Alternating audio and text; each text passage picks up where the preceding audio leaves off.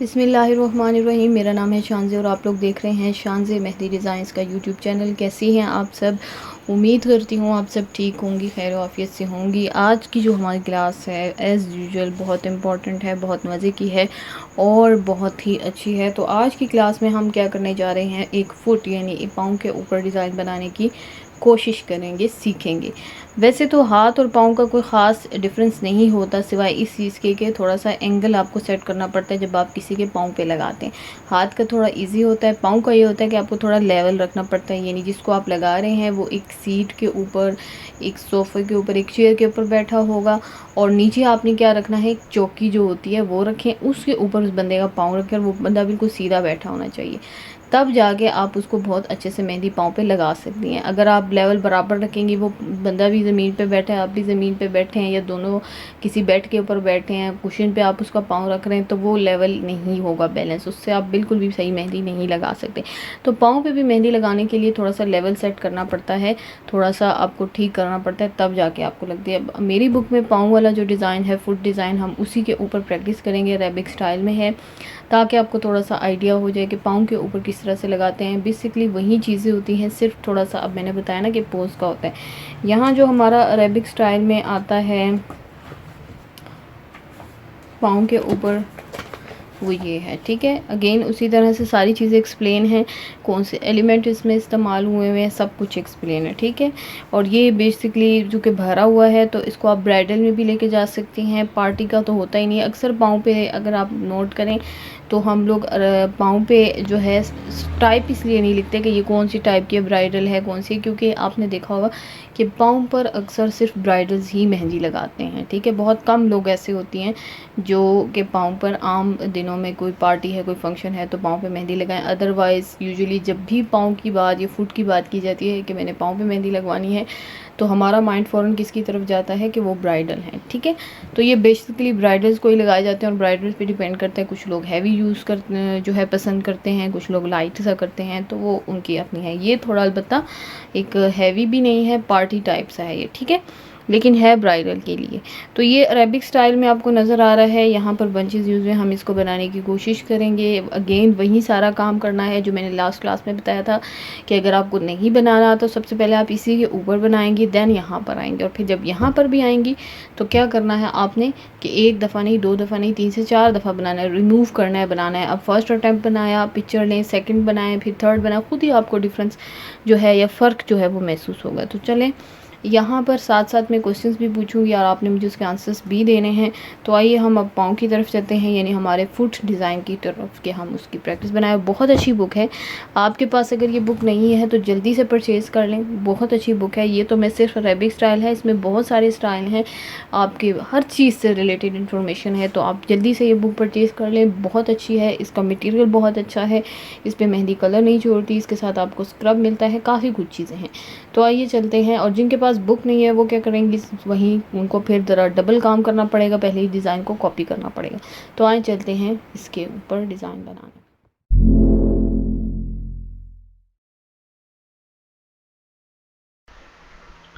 अच्छा जी, अब हम क्या करने जा रहे हैं, अब हम डिज़ाइन बनाने जा रहे हैं पाँव के ऊपर, यानी फुट के ऊपर। मेरी प्रैक्टिस बुक है और इसी के ऊपर मैं बनाऊंगी यही डिज़ाइन। अच्छा जी, स्टार्टिंग जो मैंने आपको हमेशा बताती हूँ कि हमारा एक स्टार्टिंग पॉइंट होता है डिज़ाइन का।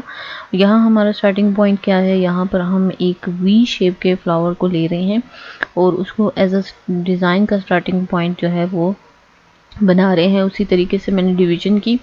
वैसे जो मेरी बुक पे फ्लावर बना हुआ है वी शेप का, उसमें ये है कि पेटल की डिवीजन थोड़ी चेंज है, मैंने आपको बताई थी, तो डिफरेंट तरीके की होती है, लेकिन मैं यहाँ पर वही वाली डिवीजन यूज़ कर रही हूँ जो मैंने आपको सिखाई, ठीक है, ताकि आप लोगों को प्रॉब्लम ना हो। इसी वजह से इसके पेटल थोड़े से ज़्यादा भी हैं, यानी पत्तियाँ जो हैं वो ज़्यादा भी हैं, दूसरा साइज़ भी थोड़ा सा एक्सटेंड इसी वजह से हुआ है, ठीक है। अदरवाइज़ अगर आप जैसे बुक पे बना हुआ है वो है 1 2 3 4 5, तकरीबन 6 हैं, ठीक है। तो अगर आप 6 फ्लावर्स वाला, 6 पत्तियों वाला फ्लावर बनाएंगी तो जाहिर सी बात है उसका साइज़ छोटा होगा।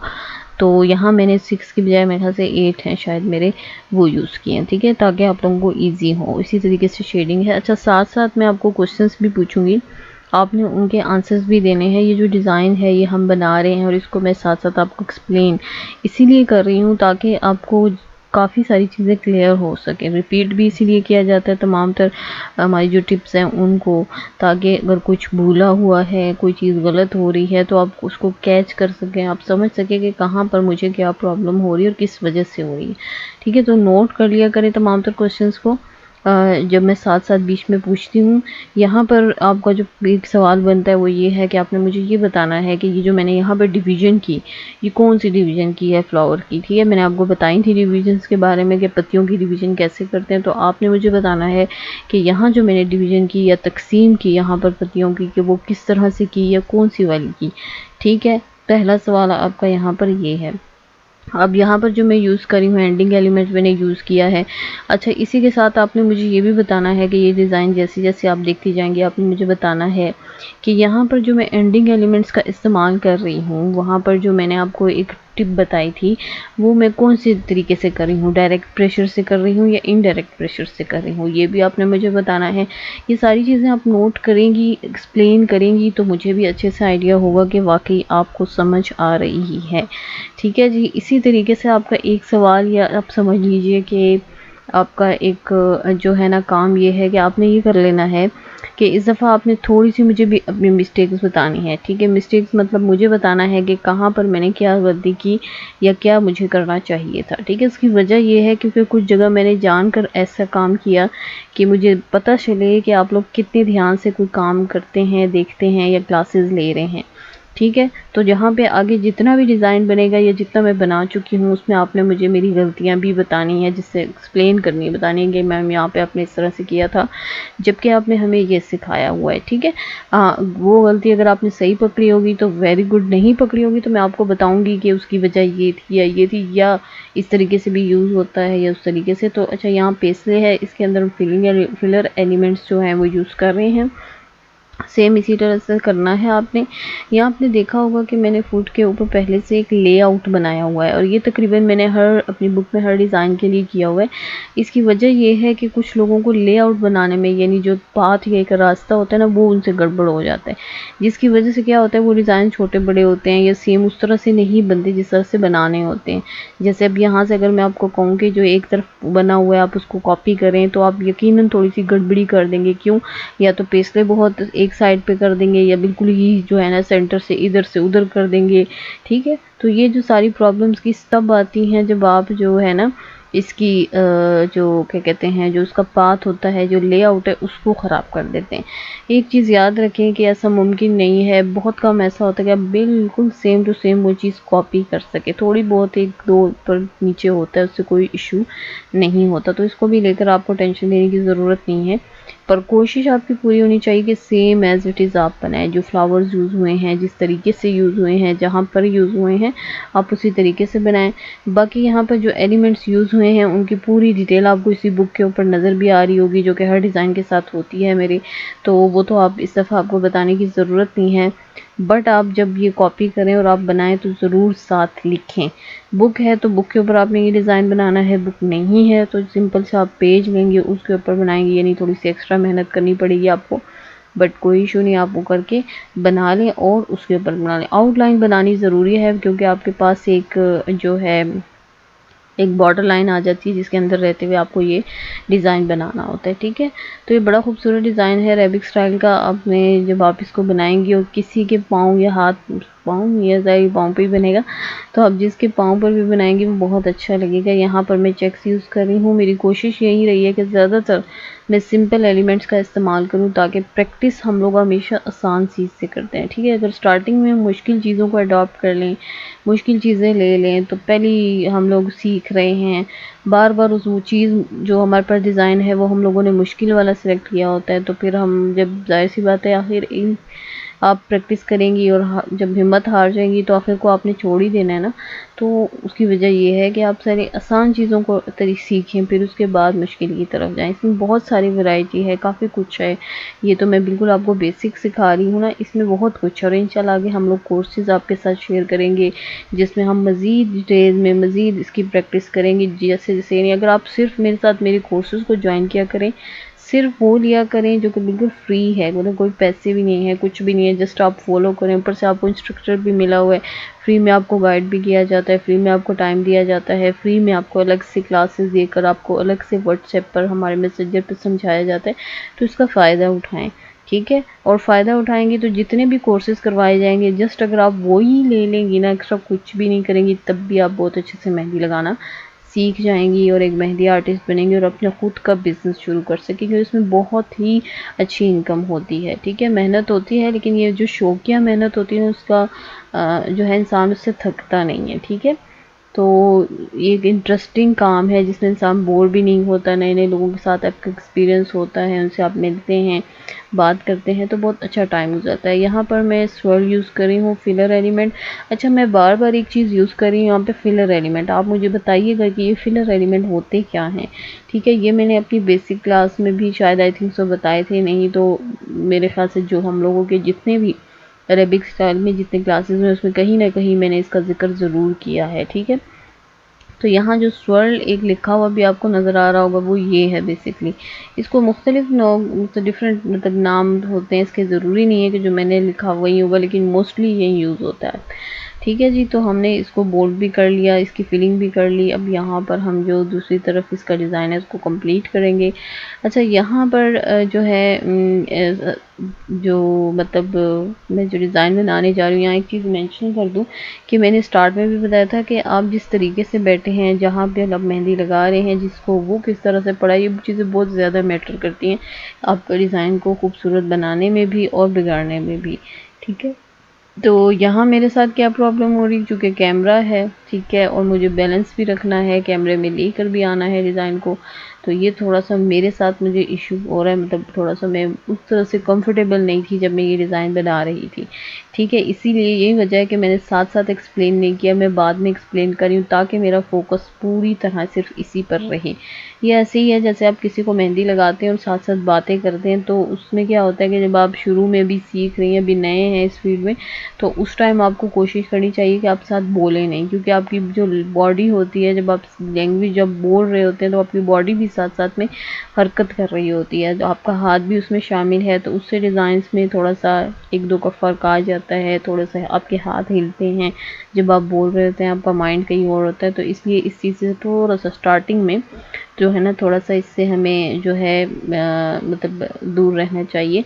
बाद में आहिस्ता-आहिस्ता आप अपनी जो मेहंदी के जो कस्टमर्स हों, जिनको आप लगा रही हैं, उनके साथ गपशप लगाएँ, बातें करें। ये टाइम के साथ-साथ आहिस्ता-आहिस्ता आप सीख जाएँगी और अपने कस्टमर्स को जो है मतलब उनके साथ अच्छे से बात करना, उनको एंटरटेन करना, वो भी ज़रूरी होता है। ये नहीं कि वो भी मुँह बना के बोर बैठा हुआ है, शादी है उस बेचारे की, और फिर या कोई फंक्शन है, तो उससे पहले आप उसको 2-3 घंटा बिठा के रखें और वो भी खामोश, तो वो भी पॉसिबल नहीं है, ठीक है। तो ये सारी चीज़ें देखनी होती हैं। अच्छा, यहाँ पर जो फूड के ऊपर हम आ रहे हैं, इसमें मैं जो कुछ आपको अभी एक्सप्लेन करूँगी वो बहुत अच्छे से आप नोट कर लें, क्योंकि इससे रिलेटेड आपके सवाल ही यही है कि फूड के ऊपर जो जितने भी सॉलिड लीव्स बने हैं उसको मैंने डिफरेंट तरीके से बनाया है। आपने मुझे बताना है वो कौन कौन से डिफरेंट तरीके हैं, और वो मैं आगे आपको बता भी रही हूँ। यहाँ पे जो पहला तरीका मैं बता रही हूँ वो है इनडायरेक्टली तरीका। अक्सर स्टूडेंट क्या करती हैं कि उनको ये बनाने का बड़ा शौक होता है सॉलिड लीफ, लेकिन वो क्या करती हैं कि वो डायरेक्ट तरीके से बनाना शुरू कर देती हैं, और की वजह क्या होती है कि इतना खूबसूरत डिज़ाइन होता है, सिर्फ इन सॉलिड लीव्स के ख़राब बनने की वजह से वो पूरा डिज़ाइन ख़राब हो जाता है। बाकी एलिमेंट्स अच्छे होते हैं लेकिन ये सही नहीं बनते। उसकी वजह यही होती है कि आप लोग जो है डायरेक्ट प्रेशर यूज़ करना शुरू कर देते हैं। ये है डायरेक्ट प्रेशर जो मैं अब बना रही हूँ, ठीक है। तो क्या है कि डायरेक्ट प्रेशर, अगर आपको ये मेहंदी ये वाली लीव्स सॉलिड लीव्स आपसे सही नहीं बन रहे, तो डायरेक्ट प्रेशर से कभी मत बनाएं। सीख जाएंगे, पहले आप इनडायरेक्टली यूज़ करें, अपने डिज़ाइन को खूबसूरत बनाएं, साथ साथ बीच में कुछ डिज़ाइन में डायरेक्ट भी यूज़ किया करें। अच्छा, इसके बाद जो है मैंने डॉट लगाया और उसको एक्सटेंड किया। ये बहुत मज़े का तरीका है और इससे बहुत खूबसूरत बनते हैं, आपको नज़र भी आ रहे होंगे। बाकी दोनों के इसमें बहुत ज़्यादा अच्छे बने और सबसे ईजी हैं। सिंपल 2 डॉट्स डालने हैं, एक सेंटर में डालना है, उसको नीचे की तरफ भी एक्सटेंड कर लेना है और ऊपर की तरफ भी एक्सटेंड कर लेना है। तो ये 3 तरीके हैं जिसको आपने करना है, क्या इनडायरेक्टली, डायरेक्ट तरीके से और डॉट के ज़रिए से, ठीक है। मैं तो ज़्यादा डॉट के तरीके से और इनडायरेक्ट तरीके से करती हूँ। तो ये आपका डिज़ाइन और आपको इसने आपने इसी तरीके से कॉपी करके हमारे ग्रुप में पोस्ट कर लेना है, ठीक है, और इसको बना लेना है। अच्छा, यहाँ पर अब हम आ रहे हैं, इसको रिमूव करने का तरीका मैं बता दूँ, मैंने पहले भी बताया। इसके साथ आपको स्क्रब नज़र आएगा और ये जो शीट आपको नज़र आ रही है बिल्कुल बड़े मज़े की शीट है। मुझे बड़ा मज़ा आता है ये काम करने में और मैं गीली-गीली मेहंदी हटा देती हूँ पिक्चर्स वगैरह लेकर। ये जो मुझे करना होता है वो मैं करके, क्योंकि होता क्या है, क्योंकि मेरे पास इतना टाइम नहीं होता, मैं ऐसी जगह इसको संभाल के नहीं रख सकती, बच्चे वगैरह फिर रहे हों या कोई और वो हाथ लग जाए तो वो मेरी पूरी बुक्की ख़राब कर दे। तो इसलिए मेरी कोशिश होती है गीली मेहंदी हटाने में। बड़ा मज़ा आता है ये करने की। जो स्क्रब आपको नज़र आ रहा है ये आपको इस बुक के साथ मिलता है। जस्ट आपको इस तरह से इससे रिमूव कर लेना है, कोई धोना नहीं, कुछ भी नहीं करना।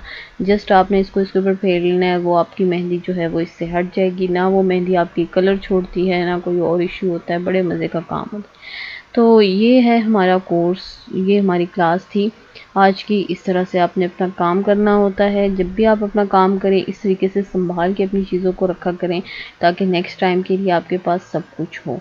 तो आपने क्या कर लेना है, अपना बहुत सारा ख्याल रखना है। इस क्लास से रिलेटेड कोई क्वेश्चन हो वो पूछ लेना है और इस क्लास का जो होमवर्क दिया गया है वो विद इन टाइम आपने सबमिट कर लेना है, ताकि आप अच्छे से प्रैक्टिस कर सकें, अच्छे से सीख सकें।